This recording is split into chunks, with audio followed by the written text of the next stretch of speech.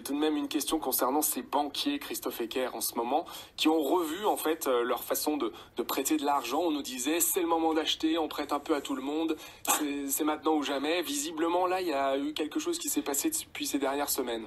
Ouais, alors quand on dit on prêtait à tout le monde, la formule est un petit peu abusive. Il y a toujours eu des critères en France, heureusement, le taux d'endettement, le reste à vivre, voilà, il y a un certain nombre de critères. La distribution de crédit en France est bien encadrée, ça l'a toujours été. C'est aussi ce qui nous a évité, il y a quelques années, d'éviter une crise profonde, comme ça a été le cas par exemple aux États-Unis ou en Espagne. Mais c'est vrai que ce qui s'est passé, c'est qu'en 2019 et déjà en 2018, les banques ont beaucoup prêté sous l'effet des taux bas. Beaucoup de clients ont souhaité acheter, beaucoup de clients aussi ont souhaité renégocier leur crédit grâce au taux bas.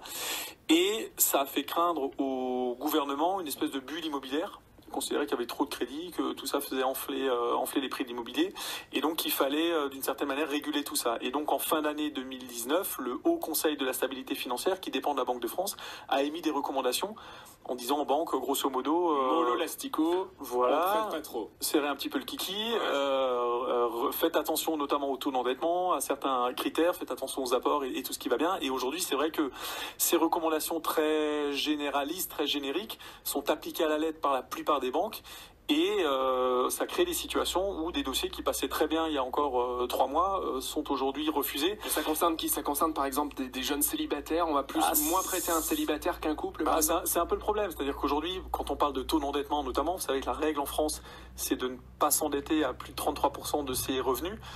Il est clair que 33% de revenus, selon qu'on gagne 10 000 euros par mois ou qu'on en gagne 1 500, c'est pas du tout la même chose.